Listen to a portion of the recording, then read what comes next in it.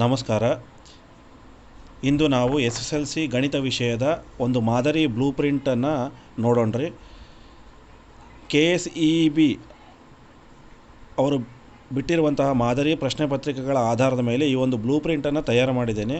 ಇದು ಕೇವಲ ಮಕ್ಕಳ ಅನುಕೂಲಕ್ಕಾಗಿ ಮಾತ್ರ, ಇದು ಫೈನಲ್ ಅಲ್ಲ. ಈ ಅಂಶವನ್ನು ನೆನಪಿಟ್ಕೊಳ್ಬೇಕು. KSEB ಅವರು ಮಾದರಿ ಪ್ರಶ್ನೆ ಪತ್ರಿಕೆ ಬಿಟ್ಟಿದ್ದರು. ಅದರಲ್ಲಿ ಪ್ರಶ್ನೆಗಳು ಯಾವ ರೀತಿ ಯಾವ ಪಾಠಗಳಿಗೆ ಅನುಗುಣವಾಗಿ ಬಂದಿದ್ವು ಅನ್ನೋದನ್ನು ತೋರಿಸೋದಕ್ಕೋಸ್ಕರ ಮಾತ್ರ ಈ ಒಂದು ವಿಡಿಯೋವನ್ನು ಮಾಡ್ತಾ ಇದ್ದೀವಿ. ಈಗ ಹೆಚ್ಚಿನ ಅಂಕಗಳಿಂದ ಕಡಿಮೆ ಅಂಕಗಳವರೆಗೆ ನಾನು ಯಾವ ಪ್ರಶ್ನೆಗಳು ಬಂದಿದ್ದಾವೆ, ಯಾವ ಅಂಕಗಳಿಗೆ ಬಂದಿದ್ದಾವೆ, ಯಾವ ಪಾಠದಲ್ಲಿ ಬಂದಿದ್ದಾವೆ ಅನ್ನೋದನ್ನು ಹೇಳ್ತೀನಿ. ಮುಖ್ಯವಾಗಿ 5, 4, 3, 2 ಈ ಅಂಕಗಳಿಗೆ ಸಂಬಂಧಿಸಿದಂತೆ ಹೆಚ್ಚು ಒತ್ತನ್ನು ಕೊಟ್ಟು ಹೇಳ್ತಾ ಹೋಗ್ತೀನಿ. ಮೊದಲಿಗೆ ಕೊನೆಯ ಪ್ರಶ್ನೆ 5 ಅಂಕದ ಪ್ರಶ್ನೆ ಇರ್ತದೆ, 38ನೇ ಪ್ರಶ್ನೆ. ಅದು ಮಾದರಿ ಪ್ರಶ್ನೆ ಪತ್ರಿಕೆಯನ್ನು ನೋಡಿದರೆ ಪ್ರಮೇಯಗಳ ಸಂಬಂಧಪಟ್ಟಂಗೆ ಅವರು ಹೇಳಿದ್ದಾರೆ. ಹಾಗಾಗಿ ಪ್ರಮೇಯಗಳು ಯಾವಪ್ಪ ಅಂದರೆ ಥೇಲ್ಸ್ ಪ್ರಮೇಯ, ಪೈಥಾಗರಸ್ನ ಪ್ರಮೇಯ, ಸಮರೂಪ ತ್ರಿಭುಜಗಳ ವಿಸ್ತೀರ್ಣಗಳ ಪ್ರಮೇಯ ಮತ್ತು ಕೋನ ನಿರ್ಧಾರಕ ಗುಣ ಪ್ರಮೇಯ. ಈ 4 ಪ್ರಮೇಯಗಳಲ್ಲಿ ಒಂದನ್ನು 5 ಅಂಕಗಳಿಗೆ ಕೊಟ್ಟಿದ್ದಾರೆ. ಅದು ತ್ರಿಭುಜಗಳ ಪಾಠಕ್ಕೆ ಸಂಬಂಧಪಟ್ಟಂತೆ. ಓಕೆ, ಒಂದು ವೇಳೆ ಈ ಪಾಠದಲ್ಲಿ ಕೊಡದೇ ಇದ್ದರೆ ಆಗ ಮೇಲ್ಮೈ ವಿಸ್ತೀರ್ಣಗಳು ಘನಫಲಗಳು ಅಂತ ಪಾಠ ಇದೆಯಲ್ಲ, ಆ ಪಾಠದಲ್ಲಿ ಕೆಲವೊಬ್ಬ ಶಿಕ್ಷಕರು ಮಾದರಿ ಪ್ರಶ್ನೆ ಪತ್ರಿಕೆಗಳನ್ನು ತಯಾರು ಮಾಡಿದ್ದಾರೆ. ಅವರು ಮೇಲ್ಮೈ ವಿಸ್ತೀರ್ಣಗಳು ಘನಫಲಗಳು ಪಾಠಕ್ಕೆ ಸಂಬಂಧಪಟ್ಟಂಗೆನೂ 5 ಅಂಕದ ಕೊಟ್ಟಿದ್ದಾರೆ. ಆದರೆ ಸುಲಭ ಪ್ರಶ್ನೆ ಪತ್ರಿಕೆಯನ್ನು ನೋಡಿದಾಗ, ಮಾದರಿ ಪ್ರಶ್ನೆ ಪತ್ರಿಕೆ ನೋಡಿದಾಗ ತ್ರಿಭುಜಗಳ ಪಾಠಕ್ಕೆ ಸಂಬಂಧಪಟ್ಟಂಗೆ 5 ಅಂಕಕ್ಕೆ ಕೊಟ್ಟಿದ್ದಾರೆ. ನಂತರ 4 ಅಂಕದ ಪ್ರಶ್ನೆಗಳಿಗೆ ಬಂದರೆ ನಮಗೆ ಈಗಾಗಲೇ ತಿಳಿದಿದೆ. ಪ್ರಶ್ನೆ ಪತ್ರಿಕೆ ನೋಡಿದ ತಕ್ಷಣ ಗೊತ್ತಾಗುತ್ತೆ. ಸಮಾಂತರ ಶ್ರೇಣಿ ಪಾಠದಲ್ಲಿ 4 ಅಂಕದ ಒಂದು ಪ್ರಶ್ನೆ ಇದೆ. 2 ಚರಾಕ್ಷರಗಳಿರುವ ರೇಖಾತ್ಮಕ ಸಮೀಕರಣಗಳ ಜೋಡಿಗಳ ಪಾಠದಲ್ಲಿ ಒಂದು 4 ಅಂಕದಿದೆ. ರಚನೆಗಳ ಪಾಠದಲ್ಲಿ 4 ಅಂಕದ ಒಂದು ಪ್ರಶ್ನೆ ಇದೆ. ಅದೇ ರೀತಿಯಾಗಿ ಮೇಲ್ಮೈ ವಿಸ್ತೀರ್ಣಗಳು ಘನಫಲಗಳು ಪಾಠದಲ್ಲಿ 4 ಅಂಕದ ಒಂದು ಪ್ರಶ್ನೆ ಇದೆ. ಈ ರೀತಿ 4 ಅಂಕದ ಪ್ರಶ್ನೆಗಳನ್ನು ಸಮಾಂತರ ಶ್ರೇಣಿಗಳು, 2 ಚರಾಕ್ಷರಗಳಿರುವ ರೇಖಾತ್ಮಕ ಸಮೀಕರಣಗಳ ಜೋಡಿಗಳು, ರಚನೆಗಳು ಮತ್ತು ಮೇಲ್ಮೈ ವಿಸ್ತೀರ್ಣಗಳು ಘನಫಲಗಳು ಪಾಠದಲ್ಲಿ ನಾವು ನೋಡಬಹುದು. ಸಮಾಂತರ ಶ್ರೇಣಿಯಲ್ಲಿ 4 ಅಂಕದ ಪ್ರಶ್ನೆ ಏನು ಕೇಳಬಹುದಪ್ಪ ಅಂತಂದರೆ, ನಿಮಗೆ ಯಾವುದಾದ್ರೂ ಸಮಾಂತರ ಶ್ರೇಣಿಯ 3 ಪದಗಳನ್ನು ಕಂಡುಹಿಡಿಯಿರಿ, ಸಮಾಂತರ ಶ್ರೇಣಿಯ ಮೊದಲ 4 ಪದಗಳನ್ನು ಕಂಡುಹಿಡಿಯಿರಿ, ಸಮಾಂತರ ಶ್ರೇಣಿಯಲ್ಲಿ ಪದ ಕಂಡುಹಿಡಿದು ನಂತರ ಮೊತ್ತ ಕಂಡುಹಿಡಿಯಿರಿ, n ಕಂಡುಹಿಡಿದು ಮೊತ್ತ ಕಂಡುಹಿಡಿಯಿರಿ. ಈ ರೀತಿಯ ಪ್ರಶ್ನೆಗಳನ್ನು ನಾವು ಇಲ್ಲಿ ನೋಡಬಹುದು. ಅದೇ ರೀತಿಯಾಗಿ 2 ಚರಾಕ್ಷರಗಳಿರುವ ರೇಖಾತ್ಮಕ ಸಮೀಕರಣಗಳ ಜೋಡಿಗಳು ಪಾಠದಲ್ಲಿ ನಮಗೆ ನೆನಪಿಟ್ಕೋಬೇಕು. ಇಲ್ಲಿ ಪ್ರಮೇಯ ಕೇಳ್ತಾರೆ ಅಂತ ಹೇಳಿದೆ 5 ಅಂಕಕ್ಕೆ ತ್ರಿಭುಜಗಳ ಪಾಠದಲ್ಲಿ. ಇಲ್ಲಿ ಗ್ರಾಫ್ ಕೇಳ್ತಾರೆ, ನಕ್ಷೆಯ ವಿಧಾನದಿಂದ ಬಿಡಿಸಿ. 2 ಚರಾಕ್ಷರಗಳಿರುವ ರೇಖಾತ್ಮಕ ಸಮೀಕರಣಗಳ ಜೋಡಿಗಳನ್ನು ನಕ್ಷಾ ವಿಧಾನದಿಂದ ಬಿಡಿಸಿ ಅಂತ ಹೇಳ್ತಾರೆ, ಅದನ್ನು ಕೊಡ್ತಾರೆ. ರಚನೆಗಳ ಪಾಠದಲ್ಲಿ ಈ ಪ್ರಶ್ನೆ ಪತ್ರಿಕೆ ಸಂಬಂಧಪಟ್ಟಂಗೆ ಸಮರೂಪ ತ್ರಿಭುಜ ರಚನೆ ಮಾಡೋದು ಕೊಟ್ಟಿದ್ದಾರೆ. ಸಮರೂಪ ತ್ರಿಭುಜ ರಚನೆ ಮಾಡೋದನ್ನು 4 ಅಂಕ ಕೊಟ್ಟಿದ್ದಾರೆ. ಹಿಂದಿನ ವರ್ಷದಲ್ಲಿ ಅದು 3 ಅಂಕಕ್ಕೆ ಇತ್ತು. ಅದೇ ರೀತಿಯಾಗಿ ಮೇಲ್ಮೈ ವಿಸ್ತೀರ್ಣಗಳು ಮತ್ತು ಘನಫಲಗಳು ಪಾಠಕ್ಕೆ ಸಂಬಂಧಪಟ್ಟಂಗೆ ಒಂದು ಅನ್ವಯ ಪ್ರಶ್ನೆ ಇರುತ್ತದೆ. ಚಿತ್ರ ಸಹಿತ ಇರಬಹುದು ಅಥವಾ ಚಿತ್ರ ಇಲ್ಲದೇನೂ ಇರಬಹುದು. ಇದು 4 ಅಂಕಗಳ ಪ್ರಶ್ನೆಗಳಿಗೆ ಸಂಬಂಧಪಟ್ಟಂಗೆ. ಅದೇ ರೀತಿಯಾಗಿ 3 ಅಂಕದ ಪ್ರಶ್ನೆಗಳು. 3 ಅಂಕದ ಪ್ರಶ್ನೆಗಳಲ್ಲಿ ಇಂಪಾರ್ಟೆಂಟ್ ಏನಪ್ಪ ಅಂತಂದರೆ, ವೃತ್ತಗಳು ಪಾಠದಲ್ಲಿ ಒಂದು ಪ್ರಮೇಯವನ್ನು ಕೊಡ್ತಾರೆ. ಪ್ರಮೇಯ 4.2 ಅಥವಾ ಪ್ರಮೇಯ 4.1, ಪ್ರಮೇಯ 4.1, ಪ್ರಮೇಯ 4.2 ಎರಡರಲ್ಲಿ ಒಂದನ್ನು 3 ಅಂಕಕ್ಕೆ ಕೊಡ್ತಾರೆ. ಅದು ಬಿಟ್ಟರೆ ಈ ವರ್ಷದ ಮಾದರಿ ಪ್ರಶ್ನೆ ಪತ್ರಿಕೆಗಳಲ್ಲಿ ರಚನೆಗಳ ಪಾಠದಲ್ಲಿ ಒಂದು ಕೊಟ್ಟಿದ್ದಾರೆ. ರಚನೆಗಳ ಪಾಠದಲ್ಲಿ ನಿಮಗೆ ಸ್ಪರ್ಶಕ ರಚಿಸಿ ಅಂತ ಕೊಟ್ಟಿದ್ದಾರಲ್ಲ, ಅದು 3 ಅಂಕ ಕೊಟ್ಟಿದ್ದಾರೆ. ಸ್ಪರ್ಶಕಗಳ ರಚನೆ, ದೂರ ಕೊಟ್ಟಾಗ ಸ್ಪರ್ಶಕ ರಚಿಸುವುದು ಅಥವಾ ಕೋನ ಕೊಟ್ಟಾಗ ಸ್ಪರ್ಶಕ ರಚಿಸುವುದು ವೃತ್ತಕ್ಕೆ, ಈ ರೀತಿ 3 ಅಂಕ ಕೊಟ್ಟಿದ್ದಾನೆ. ಇದು ಅಲ್ಲದೆ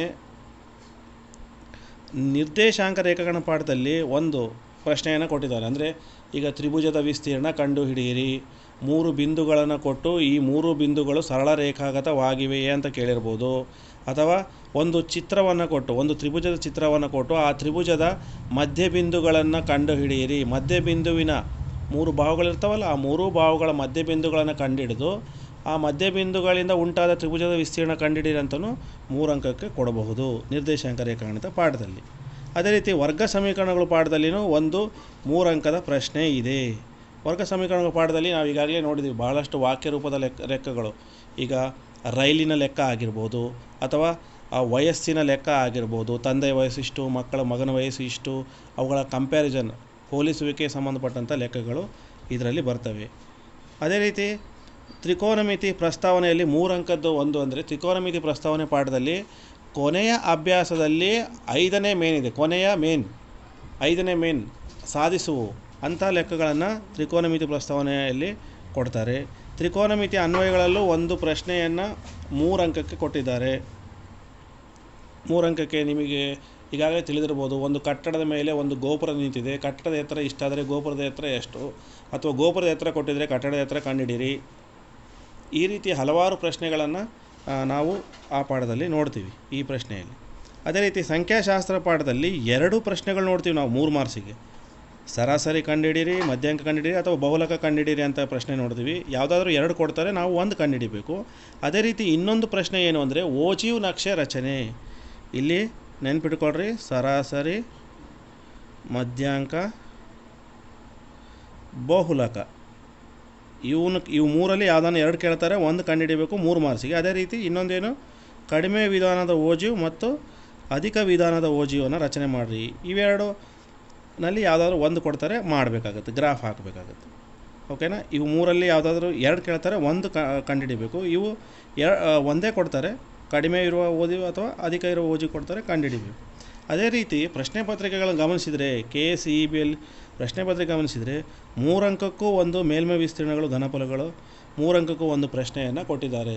ಇದು ಈ ಪ್ರಶ್ನೆಗಿಂತ ಸ್ವಲ್ಪ ಸುಲಭ ಇರ್ತದೆ. ಎಸ್ಪೆಷಲಿ ಇದು ಏನಿರ್ತದೆ ಅಂದರೆ ಘನಫಲಗಳ ಸಂಬಂಧಪಟ್ಟಂಗೆ ಇರ್ತದೆ. ಘನಫಲ, ಒಂದು ಸಿಲಿಂಡರ್ ಘನವನ್ನು ಕರಗಿಸಿ ಒಂದು ಗೋಳ ಘನ ಮಾಡಿದ್ದಾರೆ. ಈ ಟೈಪ್ ಲೆಕ್ಕಗಳನ್ನು ಹೆಚ್ಚಿಗೆ ನಿರೀಕ್ಷೆ ಮಾಡಬಹುದು. ಈಗ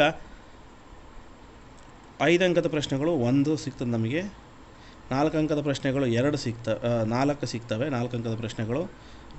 ಅದೇ ರೀತಿ 3 ಅಂಕದ ಪ್ರಶ್ನೆಗಳು 1, 2, 3, 3, 6, 3, 9 ಪ್ರಶ್ನೆಗಳು. ನೋಡಿರಿ, 3 ಅಂಕದ್ದು 9 ಪ್ರಶ್ನೆಗಳಿರುತ್ತವೆ. ನಮಗಿಲ್ಲಿ ಗೊತ್ತಾಗ್ತಾನೆ ಇದೆ ಯಾವ ಅಂಕದ್ದು ಎಷ್ಟು ಕ್ವಶನ್ಸ್ ಇರ್ತವೆ ಅನ್ನೋದು. ಅದೇ ರೀತಿ 2 ಅಂಕಕ್ಕೆ ಬರೋಣ. ಈಗ 2 ಅಂಕಕ್ಕೆ ಬಂದಾಗ ಕ್ವಶನ್ ಪೇಪರ್ ನೋಡಿದ್ರೆ ನಮಗೆ ಮೇನ್ ಗೊತ್ತಾಗೋದು ಏನಂದರೆ, ಸಮಾಂತರ ಶ್ರೇಣಿ ಪಾಠದಲ್ಲಿ 2 ಅಂಕದ ಪ್ರಶ್ನೆಗಳು 2 ಕೊಟ್ಟಿದ್ದಾರೆ. ಪದ ಕಂಡುಹಿಡಿಯಿರಿ ಅಂತ ಒಂದು ಲೆಕ್ಕ ಆದರೆ, ಮೊತ್ತ ಕಂಡುಹಿಡಿಯಿರಿ ಅಂತ ಒಂದು ಲೆಕ್ಕ ಕೊಟ್ಟಿದ್ದಾರೆ. ಪದ ಕಂಡುಹಿಡಿಯಿರಿ ಅಂತ ಒಂದು ಲೆಕ್ಕ ಕೊಟ್ಟರೆ, ಮೊತ್ತ ಕಂಡುಹಿಡಿಯಿರಿ ಅಂತೇಳಿ ಇನ್ನೊಂದು ಲೆಕ್ಕ ಕೊಟ್ಟಿದ್ದಾರೆ. ಅಥವಾ 3ರಿಂದ ಭಾಗವಾಗುವಂತಹ 3 ಅಂಕಿ ಸಂಖ್ಯೆಗಳು ಎಷ್ಟು, ಈ ರೀತಿ ಪ್ರಶ್ನೆಗಳನ್ನು ಸಹ ನಾವು ನಿರೀಕ್ಷೆ ಮಾಡಬಹುದು. 2 ಪ್ರಶ್ನೆಗಳಿರುತ್ತವೆ, ನೆನಪಿಟ್ಕೊಳ್ರಿ. ಅದೇ ರೀತಿಯಾಗಿ 2 ಚರಾಕ್ಷರಗಳಿರುವ ರೇಖಾತ್ಮಕ ಸಮೀಕರಣಗಳು ಜೋಡಿಗಳು ಪಾಠದಲ್ಲಿ 2 ಅಂಕದ ಒಂದು ಪ್ರಶ್ನೆ ಇರುತ್ತೆ. ಅದೇ ನಿಮಗೆ ಈಗಾಗಲೇ ಗೊತ್ತಿದೆ, ಬಿಡಿಸಿ ಅಂತ ಲೆಕ್ಕ ಕೊಡ್ತಾರೆ. 2 ಚರಾಕ್ಷರಗಳಿರೋ ರೇಖಾತ್ಮಕ ಸಮೀಕರಣ ಕೊಟ್ಟು ಬಿಡಿಸಿ ಅಂತೇಳಿ ನಾವೇನು ಮಾಡ್ತೀವಿ, ಅದನ್ನು ಈ ವರ್ಷ ಇರೋದು ವರ್ಜಿಸುವ ವಿಧಾನ ಇದೆ, ಆ ವರ್ಜಿಸುವ ವಿಧಾನದ ಆಧಾರದ ಮೇಲೆ ಅವನ್ನು ನಾವು ಬಿಡಿಸ್ತೀವಿ. ಓಕೆ. ಅದೇ ರೀತಿ ರಚನೆಗಳು ಪಾಠದಲ್ಲಿನೂ ನಾವು 2 ಅಂಕದ ಪ್ರಶ್ನೆಯನ್ನು ನೋಡಿದ್ದೇವೆ. ರೇಖಾಖಂಡವನ್ನು ವಿಭಾಗಿಸಿ, ರೇಖಾಖಂಡವನ್ನು ವಿಭಾಗಿಸುವುದು 2 ಅಂಕ ಕೊಟ್ಟಿದ್ದಾರೆ. ಅಥವಾ ಕೋನ ಕೊಟ್ಟಾಗ ಸ್ಪರ್ಶಕ ರಚಿಸಿ ಅಂತಲೂ 2 ಅಂಕ ಕೊಡಬಹುದು. ಓಕೆ. ಅದೇ ರೀತಿ ನಿರ್ದೇಶಾಂಕ ರೇಖಾಗಣಿತ ಪಾಠದಲ್ಲಿನೂ 2 ಅಂಕದ ಒಂದು ಪ್ರಶ್ನೆ ಇರುತ್ತೆ. 2 ಬಿಂದುಗಳು ಕೊಟ್ಟು ದೂರ ಕಂಡುಹಿಡಿಯಿರಿ ಅಂತ ಕೊಡ್ಬೋದು. ಅಥವಾ 2 ಬಿಂದುಗಳಿರುವ ರೇಖಾಖಂಡ ಕೊಟ್ಟು ಮಧ್ಯ ಬಿಂದು ಕಂಡುಹಿಡಿಯಿರಿ ಅಂತ ಕೊಡ್ಬೋದು. ಅಥವಾ ಭಾಗ ಪ್ರಮಾಣ ಸೂತ್ರದ ಮೇಲೆ ಒಂದು ಲೆಕ್ಕ ಕೊಡ್ಬೋದು. ಭಾಗ ಪ್ರಮಾಣ ಸೂತ್ರದ ಆಧಾರದ ಮೇಲೆ ಒಂದು ಲೆಕ್ಕ ಕೊಡ್ಬೋದು. ಓಕೆ. ಅದೇ ರೀತಿ 2 ಅಂಕದ ಪ್ರಶ್ನೆ ವರ್ಗ ಸಮೀಕರಣಗಳು ಪಾಠದಲ್ಲಿ. ವರ್ಗ ಸಮೀಕರಣಗಳು ಪಾಠದಲ್ಲಿ ಪ್ರಶ್ನೆ ಪತ್ರಿಕೆಯಲ್ಲಿ ಈ ಪಾಠದಲ್ಲೇ 2 ಕ್ವಶನ್ಸ್ ಕೊಟ್ಟಿದ್ದಾರೆ. 2 ಪ್ರಶ್ನೆಗಳು ನೆನ್ಪಿಟ್ಕೊಳ್ರಿ. ಒಂದು ಸೂತ್ರದ ಸಹಾಯದಿಂದ ವರ್ಗ ಸಮೀಕರಣ ಬಿಡಿಸಿ ಅಂತ ಕೊಟ್ಟಿರೋದು ಒಂದು. ಇನ್ನೊಂದು ಮೂಲಗಳ ಸ್ವಭಾವ ಕಂಡುಹಿಡಿಯಿರಿ, ಮೂಲಗಳ ಸ್ವಭಾವ ಕಂಡುಹಿಡಿಯಿರಿ ಅಂತ ಕೊಟ್ಟಿರೋದು ಇನ್ನೊಂದು. ಈ ರೀತಿ 2 ಪ್ರಶ್ನೆಗಳು, ಸೂತ್ರದ ಆಧಾರದ ಮೇಲೆ ವರ್ಗ ಸಮೀಕರಣ ಬಿಡಿಸಿ ಅನ್ನೋದು ಒಂದು ಪ್ರಶ್ನೆ ಆದರೆ, ಮೂಲಗಳ ಸ್ವಭಾವವನ್ನು ವಿವೇಚಿಸಿ ಅಂತ ಹೇಳೋದು ಇನ್ನೊಂದು ಪ್ರಶ್ನೆ. ಹಾಗಾಗಿ 2 ಪ್ರಶ್ನೆಗಳು ನಾವು ವರ್ಗ ಸಮೀಕರಣಗಳ ಪಾಠದಲ್ಲಿ ಈ ಒಂದು ಮಾದರಿ ಪ್ರಶ್ನೆ ಪತ್ರಿಕೆಗಳಲ್ಲಿ ನೋಡಿದ್ದೇವೆ. ಅದೇ ರೀತಿ 2 ಅಂಕದ ಪ್ರಶ್ನೆ ತ್ರಿಕೋನಮಿತಿಯ ಪ್ರಸ್ತಾವನೆಯಲ್ಲಿ 2 ಅಂಕದ ಪ್ರಶ್ನೆ ಒಂದು ನೋಡ್ಬೋದು.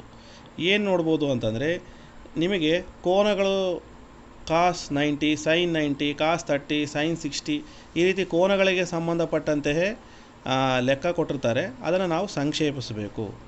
ಆ ರೀತಿ ಲೆಕ್ಕಗಳನ್ನು ಇಲ್ಲಿ ನಿರೀಕ್ಷೆ ಮಾಡಬಹುದು. ಅದೇ ರೀತಿ ಇನ್ನು 2 ಅಂಕದ ಪ್ರಶ್ನೆ, 2 ಅಂಕದ ಪ್ರಶ್ನೆಗಳು ಒಟ್ಟು ಎಷ್ಟಾದವು ನೋಡ್ರಿ, 8 ಪ್ರಶ್ನೆಗಳಾದವು. ಅಂದರೆ 16 ಮಾರ್ಕ್ಸ್ ಬರುತ್ತೆ.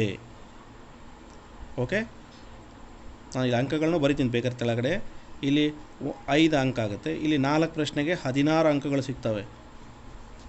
ಇಲ್ಲಿ 9 ಪ್ರಶ್ನೆಗಳಿವೆ, 9 3 27 ಅಂಕಗಳು ಸಿಗ್ತವೆ.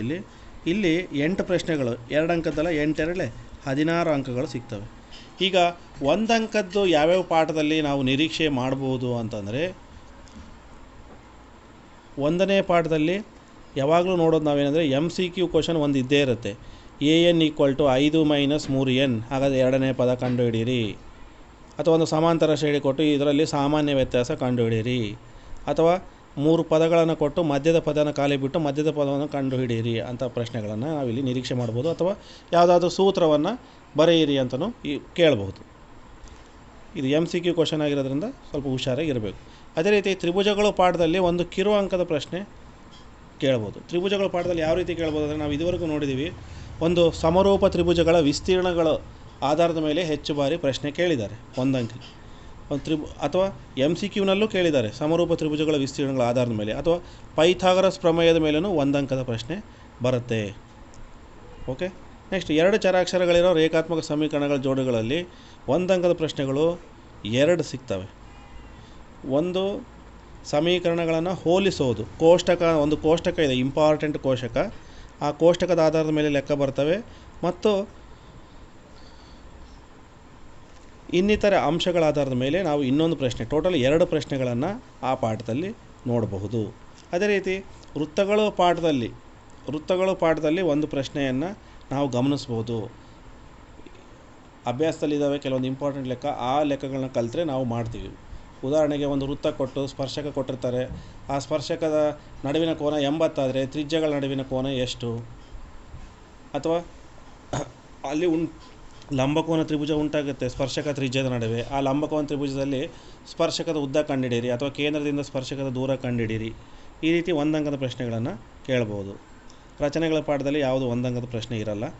ನಿರ್ದೇಶಾಂಕ ರೇಖಾಗಣಿತ ಪಾಠದಲ್ಲಿ 1 ಅಂಕದ ಪ್ರಶ್ನೆಗಳನ್ನು ನಾವು 2 ಪ್ರಶ್ನೆಗಳನ್ನು ನಿರೀಕ್ಷೆ ಮಾಡ್ಬೋದು. ಒಂದು, ಮೂಲ ಬಿಂದುವಿನಿಂದ ಯಾವುದಾದ್ರೂ ನಿರ್ದಿಷ್ಟ ಬಿಂದುವಿಗಿರುವ ದೂರ ಕಂಡುಹಿಡಿಯಿರಿ ಅಂತ ಕೇಳ್ಬೋದು. ಅಥವಾ ಇನ್ನೊಂದು ಯಾವುದಾದ್ರೂ ಸೂತ್ರವನ್ನು ಆ ಪಾಠದಲ್ಲಿ ಕೇಳಬಹುದು. ಅದೇ ರೀತಿ ವರ್ಗ ಸಮೀಕರಣಗಳು ಪಾಠದಲ್ಲಿ ಇದರಲ್ಲೂ ನಾವು 2 ಪ್ರಶ್ನೆಗಳನ್ನು ನಿರೀಕ್ಷೆ ಮಾಡಬಹುದು. ಹೇಗೆ 2 ಪ್ರಶ್ನೆ ನಿರೀಕ್ಷೆ ಮಾಡ್ಬೋದು ಅಂತಂದರೆ, ಒಂದು ವರ್ಗ ಸಮೀಕರಣದ ಆದರ್ಶ ರೂಪ ಬರೆಯಿರಿ, ಅಥವಾ ಇದು ವರ್ಗ ಸಮೀಕರಣ ಆಗಿದೆಯೇ, ಅಪರೂಪವಾಗಿ ಕೇಳಿದ್ದಾರೆ ಈ ಪ್ರಶ್ನೆನ. ಅಥವಾ ಮೂಲಗಳ ಸ್ವಭಾವ ಹೇಗಿದೆ, ಆಮೇಲೆ ಯಾವುದಾದ್ರೂ ಸೂತ್ರ ಬರೆಯಿರಿ, ಶೋಧಕ ಸೂತ್ರ ಬರೆಯಿರಿ, ಸೂತ್ರ ಸಹಾಯದಿಂದ ವರ್ಗ ಸಮೀಕರಣ ಬಿಡಿಸ್ತೀರಿ, ಆ ಸೂತ್ರ ಬರೆಯಿರಿ. ಅಥವಾ ಒಂದು ವರ್ಗ ಸಮೀಕರಣಕ್ಕೆ ಎಷ್ಟು ಡಿಗ್ರಿ ಇರ್ತದೆ, ಮಹತ್ತಮ ಎಷ್ಟು, ಈ ರೀತಿಯ ಯಾವುದಾದ್ರೂ ಪ್ರಶ್ನೆಗಳನ್ನು 1 ಅಂಕಕ್ಕೆ ಕೇಳಬಹುದು. ಅದೇ ರೀತಿ ತ್ರಿಕೋನಮಿತಿ ಪ್ರಸ್ತಾವನೆ ಪಾಠದಲ್ಲಿ ನಾವು 3 ಪ್ರಶ್ನೆಗಳು, 1 ಅಂಕದ 3 ಪ್ರಶ್ನೆಗಳನ್ನು ನಿರೀಕ್ಷೆ ಮಾಡಬಹುದು. ಹೇಗಪ್ಪ ಅಂತಂದರೆ, ತ್ರಿಕೋನಮಿತಿಯಲ್ಲಿ ನಿಮಗೆ ಬಾಹುಗಳ ಅಳತೆ ಕೊಟ್ಟು ಸೈನ್ 60, ಕಾಸ್ 30 ಕೋನಗಳನ್ನು ಕಂಡುಹಿಡಿ ಅಂತ ಹೇಳ್ಬೋದು. ಬಾಹುಗಳ ಅಳತೆ ಕೊಟ್ಟು sine A, cos A, tan A ತ್ರಿಕೋನಮಿತಿ ಅನುಪಾತಗಳನ್ನು ಕಂಡುಹಿಡಿಯಿರಿ ಅಂತಲೂ ಕೊಡ್ಬೋದು.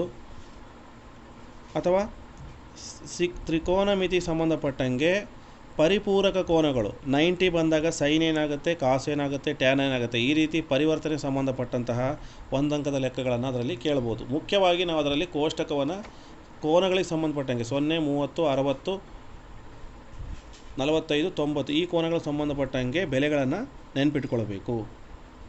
ಅದೇ ರೀತಿ ಈ ವರ್ಷದಲ್ಲಿ ಸಂಖ್ಯಾಶಾಸ್ತ್ರ ಪಾಠಕ್ಕೆ ಸಂಬಂಧಪಟ್ಟಂಗೆ ಒಂದು ಪ್ರಶ್ನೆಯನ್ನು 1 ಅಂಕಕ್ಕೆ ಕೇಳಿದ್ದಾರೆ.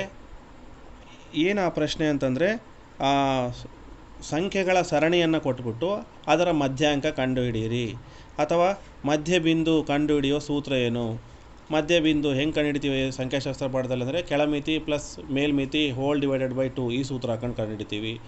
ಅಥವಾ ಮಧ್ಯಾಂಕ ಕಂಡುಹಿಡಿಯೋದಂದ್ರೆ ಹೆಂಗೆ ಕಂಡುಹಿಡಿತೀವಿ, ಆ ಎಲ್ಲ ಸಂಖ್ಯೆಗಳನ್ನ ಏರಿಕೆ ಕ್ರಮದಲ್ಲಿ ಬರ್ಕೊಂಡು ಮಧ್ಯದಲ್ಲಿ ಯಾವುದು ಬರ್ತದೋ ಅದೇ ಮಧ್ಯಾಂಕ ಆಗಿರುತ್ತೆ. ಅಥವಾ ಸಂಖ್ಯೆಗಳ ಸರಣಿ ಕೊಟ್ಟು ಬಹುಲಕ ಕಂಡುಹಿಡಿಯಿರಿ ಅಂತಂದರೆ ಬಹುಲಕ ಕಂಡುಹಿಡಿಯ ಅದರಲ್ಲಿ ಹೆಚ್ಚು ಬಾರಿ ಪುನರಾವರ್ತನೆ ಆಗಿರೋ ಸಂಖ್ಯೆನೇ ನಾವು ಬಹುಲಕ ಅಂತ ಬರಿತೀವಿ. ಈ ರೀತಿ ಒಂದು ಅಂಕದ ಪ್ರಶ್ನೆಯನ್ನು 9th ಹೇಳ್ಕೊಟ್ಟಂಥ ಬೇಸಿಕ್ ಅಂಶಗಳ ಆಧಾರದ ಮೇಲೆ ಕೇಳೋ ಚಾನ್ಸ್ ಇರ್ತದೆ. ಅಥವಾ ಮೂಮಾ ಬಾಟು ಸಹ 3 ಮಧ್ಯಾಂಕ ಈಕ್ವಲ್ ಬಹುಲಕ ಪ್ಲಸ್ 2 ಸರಾಸರಿ ಆ ಸೂತ್ರದ ಮೇಲೂ ಕೇಳಬಹುದು.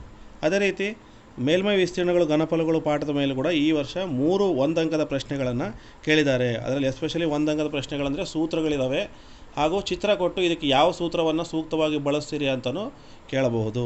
ಇಷ್ಟು ಒಟ್ಟಾರೆಯಾಗಿ KSEEB ಅವರು ಬಿಟ್ಟಿರುವಂತಹ ಮಾದರಿ ಗಣಿತ ಪ್ರಶ್ನೆ ಪತ್ರಿಕೆಯ ಆಧಾರದ ಮೇಲೆ ಸುಲಭವಾಗಿ ಮಕ್ಕಳು ಯಾವ ರೀತಿ ಪ್ರಿಪ್ರೇಷನನ್ನು ಮಾಡಿಕೊಳ್ಬೇಕು ಅಥವಾ ತಾವು ಹೇಗೆ ಪರೀಕ್ಷೆಗೆ ತಯಾರಾಗಬೇಕು ಅನ್ನೋದು ಆಧಾರದ ಮೇಲೆ ನನ್ನದೇ ಆದ ವಿಧದಲ್ಲಿ ವಿಶ್ಲೇಷಣೆಯನ್ನು ಮಾಡಿದ್ದೇನೆ. 1 ಅಂಕದ ಪ್ರಶ್ನೆಗಳು 8 ಮತ್ತು 8 ಇರ್ತಾವೆ ನೋಡ್ರಿ. MCQ ಕ್ವಶನ್ಸ್ 8, ಕಿರು ಉತ್ತರ ಪ್ರಶ್ನೆಗಳು 8. ಟೋಟಲ್ ನೋಡೋಣ್ರಿ. ಈಗ ಫಸ್ಟ್ ಪಾಠಕ್ಕೆ 4, 4, 8 ಒಂದು 9 ಅಂಕ ಬರ್ತವೆ. ಸೆಕೆಂಡ್ ಪಾಠಕ್ಕೆ 5 ಒಂದು 6 ಅಂಕ ಬರ್ತದೆ. ಥರ್ಡ್ ಪಾಠಕ್ಕೆ 4, 2, 6, 7, 8 ಅಂಕ ಬರ್ತದೆ. 4ನೇ ಪಾಠಕ್ಕೆ 3, 4 ಅಂಕ. ರಚನೆಗಳ ಪಾಠದಲ್ಲಿ 4, 3, 7, 2, 9 ಅಂಕ. ನಿರ್ದೇಶಾಂಕ ರೇಖಾಗಣಿತಕ್ಕೆ 3, 2, 5, 6, 7 ಅಂಕ. ವರ್ಗ ಸಮೀಕರಣಗಳ ಪಾಠಕ್ಕೆ 3, 4, 7, 8, 9 ಅಂಕ. ಅದೇ ರೀತಿ ತ್ರಿಕೋನಮಿತಿ ಪಾಠಕ್ಕೆ 3, 2, 5, 5, 3, 8 ಅಂಕ. ಅದೇ ರೀತಿ ತ್ರಿಕೋನಮಿತಿ ಅನ್ವಯಗಳ ಪಾಠಕ್ಕೆ 3 ಅಂಕ. ಸಂಖ್ಯಾಶಾಸ್ತ್ರ ಪಾಠಕ್ಕೆ 6, 1, 7 ಅಂಕ. ಅದೇ ರೀತಿ ಮೇಲ್ಮೈ ವಿಸ್ತೀರ್ಣಗಳ ಪಾಠಕ್ಕೆ 4, 3, 7, 7, 3, 10 ಅಂಕ. ಈ ರೀತಿ ಪಾಠಗಳ ಯಾವ್ಯಾವ ಪಾಠಕ್ಕೆ ಎಷ್ಟೆಷ್ಟು ಅಂಕಗಳಿದ್ದಾವೆ ಅನ್ನೋದು ಕೂಡ ನಾವಿಲ್ಲಿ ನೋಡಿ ತಿಳಿದುಕೊಳ್ಳಬಹುದು. ಒಟ್ಟಾರೆಯಾಗಿ ಎಷ್ಟಿರ್ತವೆ? 38 ಪ್ರಶ್ನೆಗಳು, 80 ಅಂಕಗಳು, ಸಮಯ 3 ಗಂಟೆ 15 ನಿಮಿಷ ಇರುತ್ತೆ. ಎಲ್ಲ ವಿದ್ಯಾರ್ಥಿಗಳು ಇದರ ಆಧಾರದ ಮೇಲೆ ಮತ್ತು ಇನ್ನಿತರ ವಿಷಯಗಳನ್ನು ಚೆನ್ನಾಗಿ ಅಭ್ಯಾಸ ಮಾಡಿರಿ ಅಂತ ಹೇಳ್ತಾ ಎಲ್ಲರಿಗೂ all the best. Thank you.